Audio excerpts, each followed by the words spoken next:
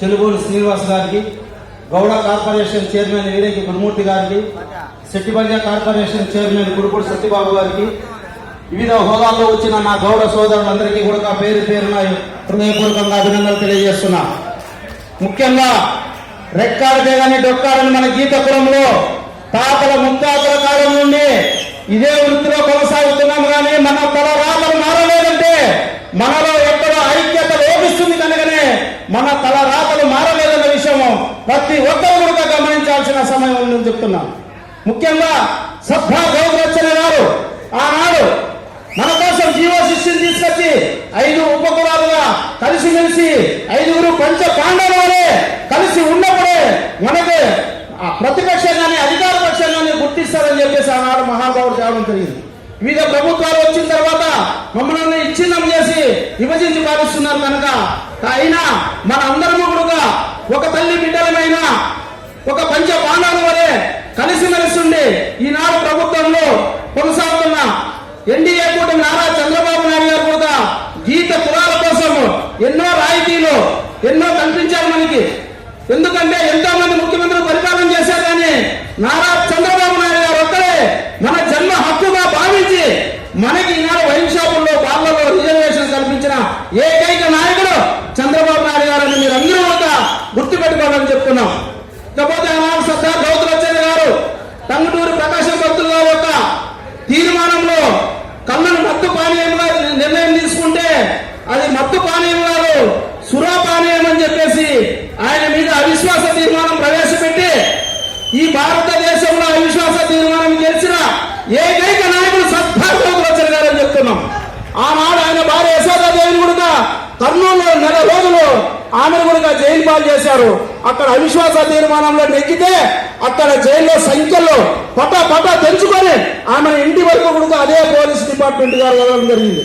అటువంటి కులంలో పుట్టాం మనము కనుక మనమందరం కూడా ఐక్యతతో అన్యోన్యంగా మనమంతా కూడా కలిసిమెలిసి బతకాల్సిన అవసరం ఎంతైనా ఉంది. ఈనాడు మనకి రాష్ట్రంలో ఎక్కడ చూసినా బీసీ పైన దాడులు జరుగుతున్నాయి. ఈ దాడులన్నీ అరికట్టడానికి ఆనాడు మన నాయకుడు చంద్రబాబు నాయుడు గారు బీసీల చట్టం తీసుకొస్తా మీ అందరికీ ఎస్టీలతో పాటు సమానంగా పెద్దన్న పాత్ర పోషించి మనందరినీ కూడా బీసీ రక్షణ చట్టం తీసుకొస్తానని చెప్పారు. కాబట్టి ఆనాడు నారా లోకేష్ బాబు గారు యువగలంలో మనకి మాట ఇవ్వడం జరిగింది. కనుక 129 కులాల బీసీల నాయకులందరినీ కూడా బీసీల జనాభా అంతా కూడా బీసీలు అంటే తెలుగుదేశం పార్టీ అంటే బీసీలని ఆనాడు స్వర్గీయ నందమూరి తారక రామారావు గారు స్థాపించిన పార్టీ తెలుగుదేశం పార్టీ. అటువంటి కోసం చంద్రబాబు నాయుడు త్వరలోనే బీసీల చట్టం కూడా తీసుకొస్తాడని కూడా మీ అందరికీ కూడా ఈ సభాముఖంగా తెలియజేస్తున్నాం. కాకపోతే వైన్ షాపుల్లో మనకి జరిగిందన్న గౌడ కార్పొరేషన్ చైర్మన్ గారికి కొడుకుడు సత్యబాబు గారు కూడా చెప్తున్నాం. ఇప్పుడు మనకి ఇచ్చిన రిజర్వేషన్ లో టీఎఫ్టీలకి కానీ టీసీఎస్లకి ఇవ్వకుండా కులానికి ఇవ్వడంతో కొన్ని బార్లు వైన్ షాపులు అగ్రవర్ణాల చేతికి వెళ్ళాయన్న. దీనికి ఒకటి ఆలోచన చేసిన ఏమంటే ఇప్పుడు బార్లు నడపాలంటే దాదాపు ₹1 కోటి దాకా పెట్టుబడి అవుతుంది. ఆ స్థాయి మన ఎవరికి లేదు. కాబట్టి అదే టీసీఎస్కి ఇస్తే ఆ టీసీఎస్ లో 10 నుండి దాదాపు 100 మంది వరకు సంఖ్య ఉంటారన్న. వాళ్ళందరూ కూడా తల 50,000 లక్ష రూపాయలు జమ చేస్తే ₹1 కోటి అవుతుంది.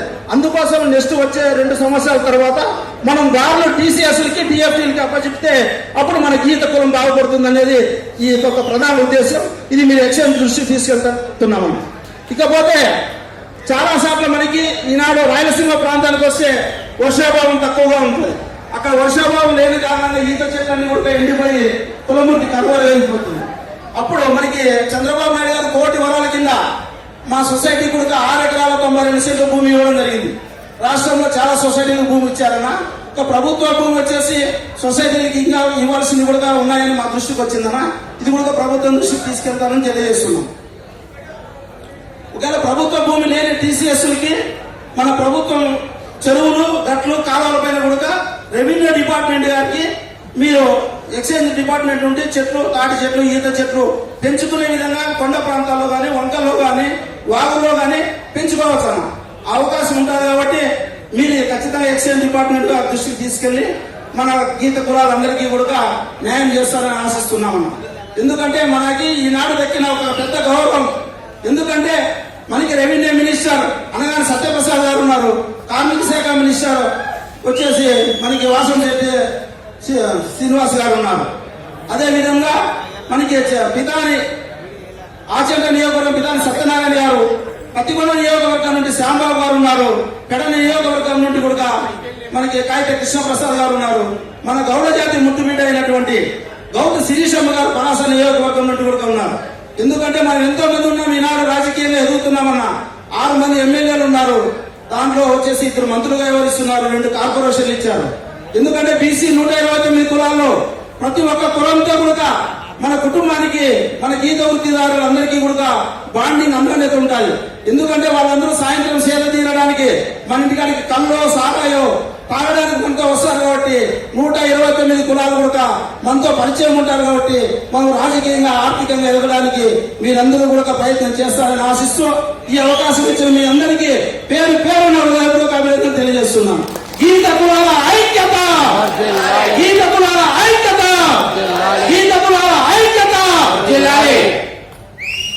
తర్వాత కోలలపూడి సార్